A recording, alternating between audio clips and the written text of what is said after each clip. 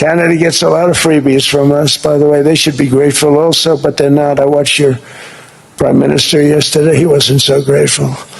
But they should be grateful to us. Canada lives because of the United States. Remember that, Mark, the next time you make your statements. When Trump told Mark Carney that Canada only survives thanks to the United States, most people heard rudeness. Geopolitical analysts heard an ultimatum, the kind that redefines the relationship between a suzerain and a vassal, the kind that once spoken publicly cannot be unspoken. And here's what nobody's telling you. Beijing is quietly celebrating, because at Davos 2026, we just witnessed the funeral of the Western Alliance. Not a transition, a rupture. And while America builds the most powerful fortress in history, China is organizing the entire world outside its walls. Let me show you exactly what just happened.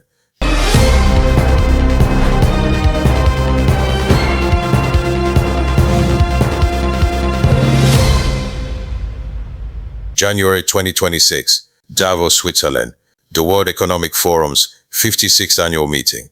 The official theme is Collaboration for the Intelligent Age. But in the corridors, among bankers, defense ministers, and intelligence chiefs, only one question matters. What just happened to the West? Trump's statement and what it really means. When Trump declared that Canada lives because of the United States, he wasn't making a historical observation. He was establishing a new framework. Consider the context. The United States shares the world's longest undefended border with Canada, 8,891 kilometers. No wars, no checkpoints. 75% of Canadian exports flow south. American supply chains depend on Canadian raw materials, energy, and manufacturing capacity. This isn't merely an alliance. This is a single economic organism with two heads. The old framework versus the new framework. The old framework operated on one premise. Security is a right guaranteed by treaty. NATO's Article 5. NORAD's Joint Command. The assumption that an attack on Canada is an attack on America. This wasn't charity. It was mutual interest. Canada provides strategic depth, early warning systems in the Arctic, secure resource access, a buffer zone that extends America's defensive perimeter by thousands of miles. The new framework is different. Security is no longer a right. It is a service that can be withdrawn, a service that comes with conditions, a service that must be paid for, not in money, in submission. Trump said, Canada gets a lot of freebies from us. They should be grateful. This is the language of patronage, of dependency, of hierarchy. Carney's response, the word that changed everything. Prime Minister Mark Carney understood immediately. His speech the day before had already acknowledged the transformation. He used one word that sent shockwaves through the audience. Rupture. We are in the midst of a rupture. Carney said, not a transition. A transition implies continuity. A rupture implies something has broken that cannot be repaired. Carney's response wasn't defiance. It was adaptation. He called for middle powers, Canada, European nations, Japan, Australia, to band together, to stop pretending the rules-based international order still functions as advertised. Quote, our view is the middle powers must act together because if we are not at the table, we are on the menu. Beijing's perspective. Now consider what this means from Beijing's perspective. For years, China has been telling the global south that America is not a friend but a hegemon. That Western talk of partnerships and alliances is cover for exploitation, that the international order is rigged to benefit the powerful at the expense of the weak. Trump just confirmed all of this, live on camera, at the most elite gathering of Western power. He confirmed it not with Chinese propaganda, but with his own words. The unity of the West has cracked, and China didn't have to fire a single shot. There's another dimension to this calculation that most analysts are missing. The ammunition Trump just handed China. The global south is watching carefully. Nations in Africa, Southeast Asia, Latin America. They remember decades of Western lectures about sovereignty, international law, and the rules-based order. They remember being told that economic cohesion is wrong, that territorial integrity is sacred, that alliances are built on mutual respect. Now they see the most powerful Western nation treating its closest neighbor as a dependency. They see tariffs used as weapons against allies. They see threats of economic destruction for diplomatic disagreements. This is ammunition. Every foreign ministry in the developing world is updating its talking points. Every Belt and Road Agreement looks more attractive by comparison. Every Chinese loan that comes without political conditions appears more honest than American friendship that comes with demands of submission. The numbers that matter. The global south now accounts for most of the world's population, much of its economic dynamism, and a rising share of geopolitical ambition. By 2027, according to the International Monetary Fund, the global south will account for 29% of global GDP, overtaking the G7. China alone will contribute more than 20%. These nations are no longer passive road takers. They are active participants, at times agenda setters, in debates over trade, technology, security, and global governance. Together, they are redefining the balance of power in the 21st century. And Trump just told them that even America's closest friends are servants, not partners. The Belt and Road context. The Belt and Road Initiative now reaches 150 countries, accounting for nearly 75% of the world's population and over half of global GDP. China positions itself as a partner that respects sovereignty, offers development without political strings, and provides an alternative to American domination. A recent survey by the Alliance of Democracies Foundation shows that for the first time, global perceptions of the United States have fallen below those of China. Favorability toward Beijing has risen. Washington's has declined. Trump's unpredictability and disdain for rules and norms boost China's influence. Now look at a different map. The Arctic. Draw the trajectories of intercontinental ballistic missiles from Russia and China toward North American targets. Notice something important. The shortest path crosses the Arctic, over Greenland. This is not real estate. This is physics. What Trump really wants. Trump called Greenland a big, beautiful piece of ice and demanded access. The media laughed at the real estate developer treating geopolitics like a Manhattan property deal. But there's nothing to laugh about here. The new Golden Dome missile defense system is designed to shoot down hypersonic missiles during the boost phase, the critical first minutes after launch when the rocket's engines are still burning and the weapon is most vulnerable. To do this, interceptors must be positioned directly beneath the flight trajectory. In the Arctic. The Golden Dome, not science fiction, procurement. The Congressional Budget Office estimates the Golden Dome could cost between $161 billion and $542 billion over 2 decades. Bloomberg's analysis puts the figure closer to $1.1 trillion. Trump's own estimate of $175 billion is widely regarded as fantasy. But the system is being built. Congress has already allocated $24.4 billion as an initial down payment. SpaceX is positioned to receive a $2 billion contract for a satellite constellation, with up to 600 satellites capable of identifying and tracking air-moving targets. Over 2,000 companies have been awarded spots on the SHIELD contract, the scalable Homeland Innovative Enterprise Layer Defense, with a ceiling of $151 billion over the next decade. The Golden Dome is not science fiction, it is procurement. And Greenland is essential to its architecture. The European ultimatum. This is why Trump threatened 10% tariffs on 8 European countries: France, Germany, the United Kingdom, Denmark, Sweden, Norway, and the Netherlands, scheduled to increase to 25% by June. This was not a negotiating position. It was an ultimatum: give up the territory, or I destroy your economy. And Europe blinked.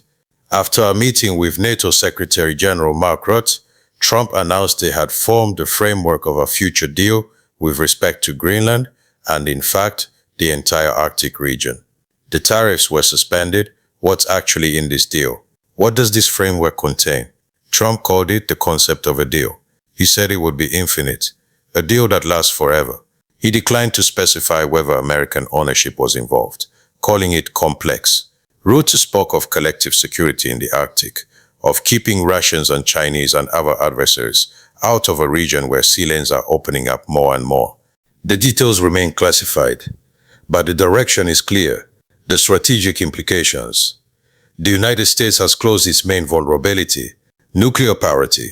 The doctrine that ensured neither superpower could launch a first strike without facing annihilation is being deliberately undermined. America is attempting to become invulnerable while its adversaries remain vulnerable, but the price is the status of a blackmailer. NATO is no longer an alliance of volunteers. The member states are not partners. They are hostages of geography.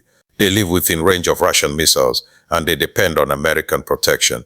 And now they know that protection comes with conditions that can be imposed unilaterally through economic coercion.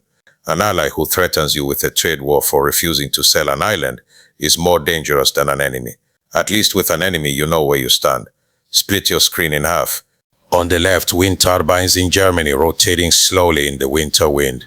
Electricity prices have spiked 64%. Manufacturers are relocating production to countries with cheaper energy. The industrial heartland of Europe is hollowing out. On the right, gas flares on nuclear cooling towers in the United States, operating at full capacity. America's energy dominance, natural gas production has reached all-time records, 108 billion cubic feet per day, matching Russia, Iran, and China combined. Oil production has hit 24.2 million barrels per day, exceeding Saudi Arabia and Russia combined. While Europe debated the ethics of artificial intelligence, Trump was discussing electricity, the green scam. He called Europe's Green Deal a green new scam. He ridiculed wind turbines as losers that killed the birds. He mocked the continent's energy transition. But beneath the rhetoric is a calculation as cold as any spreadsheet. Artificial intelligence is not code, it is energy. Data centers require gigawatts of power, electricity consumption comparable to entire countries. Meta is building a 5-gigawatt AI data center. Microsoft has signed contracts to purchase power from the 3 Mile Island nuclear plant. Amazon is investing $20 billion in Pennsylvania data center sites, including one adjacent to a nuclear facility. Deregulation as competitive advantage. Trump's administration has lifted environmental restrictions and streamlined permitting processes.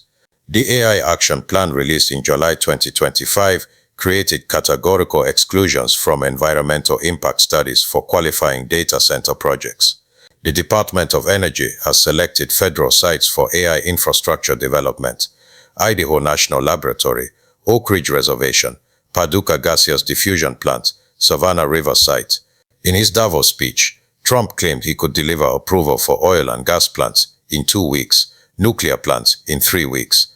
This is impossible under existing regulatory frameworks. The Nuclear Regulatory Commission typically requires 4 to 5 years for approvals. But the intent is clear: deregulation as competitive advantage. The dismissal strategy. The dismissal of 270,000 federal workers is not merely a cost-cutting measure. It is a transition of the country into corporate mode. Decisions are made instantly. Objections are overruled. Environmental reviews are bypassed. His logic is simple. You have Greta Thunberg. We have the energy for computing. The irony: the United States is winning the power race. Europe, with its expensive green energy, is falling behind technologically. The continent cannot power the AI revolution with wind farms that produce electricity intermittently. It cannot compete with an adversary that has access to unlimited natural gas, a resurgent nuclear program, and a regulatory environment that prioritizes speed over precaution. But China sees an opportunity here. While the United States bets on fossil fuels and nuclear power, Beijing is offering Europe its green transition technologies, solar panels, batteries, electric vehicles, infrastructure that ties European energy systems to Chinese supply chains. The irony is exquisite. America's rejection of green energy creates a vacuum that China is filling. The more Trump mocks wind turbines, the more Europe turns to Beijing for alternatives. Ursula von der Leyen, President of the European Commission, stood at the Davos podium with an expression that mixed determination with alarm. She spoke of a Nixon moment for Europe, referring to Richard Nixon's 1971 decision to abandon the gold standard, which shocked European allies and forced them to rethink their economic assumptions. The realization: the older brother will no longer come to the rescue. The Rearm Europe Plan.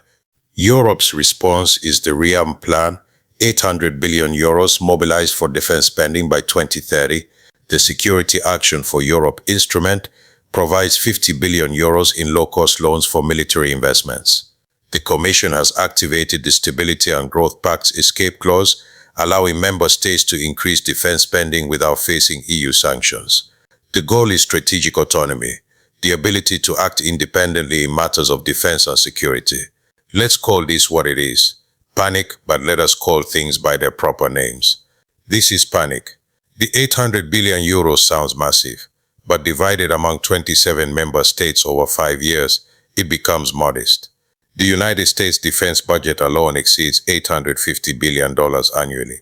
Europe cannot replace American military support with this funding. Europe remains dependent on American defense technology. 80% of European military procurement comes from imports, primarily from the United States. Fighter jets like the F-16 and F-35, reconnaissance radars, logistics systems, ballistic missile defense, and of course the nuclear umbrella protecting 100,000 American troops stationed in allied countries. The Rearm Europe plan is not a game changer.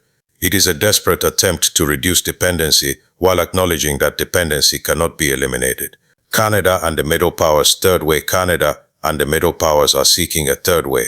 Alliances that exclude both the United States and China. Trade diversification. New partnerships with India, whose year-over-year growth exceeds 7%. Negotiations with the European Union, a dense web of connections that provides alternatives when the primary relationship fails. Prime Minister Carney left Davos without meeting Trump. He is heading to India to negotiate a trade deal launching in February. He is resetting relations with China after years of diplomatic freeze. The message is clear. Canada will not put all its eggs in one basket. Neither will Europe. The bitter irony: Trump has achieved his stated goal. Europe will start paying more for its defense. Allies will increase their contributions. The burden will be shared, but Europe will also begin de-risking from America itself. The irony is bitter.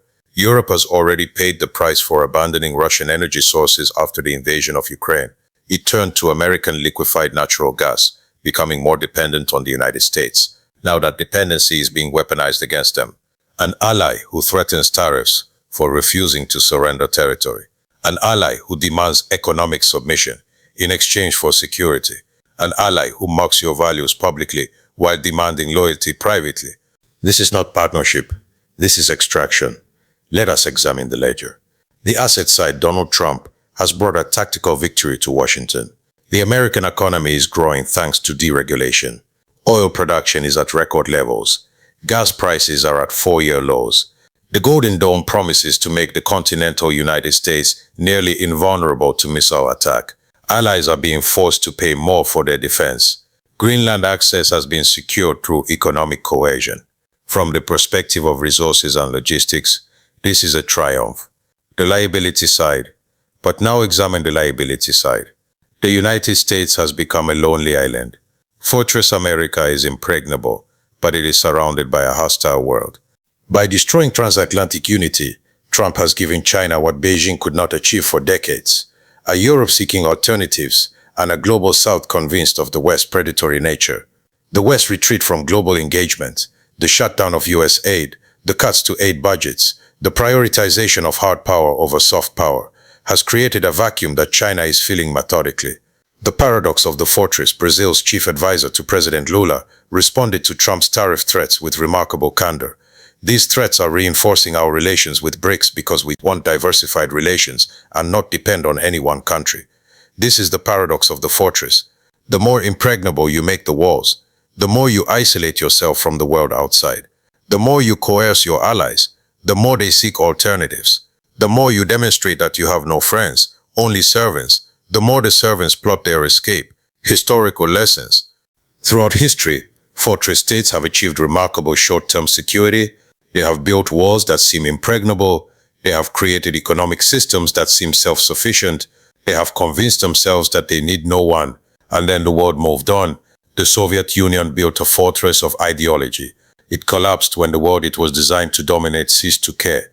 The Japanese Empire built a fortress of military power.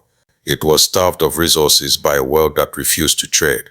The British Empire built a fortress of naval supremacy. It was bankrupted by 2 wars it won but could not afford. America's different but similar fortress. America's fortress is different in details but not in essence. It is built on energy dominance, technological supremacy, military invulnerability, and the assumption that the rest of the world has no choice but to comply. But the rest of the world always has choices. China offers one alternative, a development model built on infrastructure investment rather than ideological alignment, loans without political conditions, partnerships that, whatever their flaws, do not require submission. The Global South offers another alternative, a loose coalition of nations tired of being pawns in great power games. A market of 8 billion people who increasingly determine where capital flows, where technology develops, where the future is being built. Europe, even weakened and dependent, offers yet another alternative, a model of cooperation rather than cohesion, rules rather than power, multilateralism rather than unilateralism. America can be the strongest, the richest, the most technologically advanced. But if it is also the most isolated, if its allies are vassals, and its partnerships are transactions, then strength becomes a prison. The walls of the fortress keep enemies out, but they also keep the fortress in. The West as a political entity is dying. In its place is a lonely American hegemon, rich, powerful, and isolated, and a fractured world organizing itself around alternatives to American dominance. While the United States locks the gates, Beijing is free to organize the rest of the world against the fortress. We are entering an era of a fragmented world. The rules-based international order that shaped global politics since the end of World War II is not coming back. Nostalgia is not a strategy. And in this fragmented world, America will be the strongest, the richest, and the loneliest country on the planet. This is the fortress trap, tactical triumphs, strategic suicide. This is the lesson Davos 2026 is teaching. This is the reality that the next decade will reveal. This is the world Trump is building, one ultimatum at a time. Welcome to reality. Still your guy Innocent? Don't forget to hit the subscribe button, comment, like, share, and turn on your notification button to receive more financial news and commentaries. See you on the next one.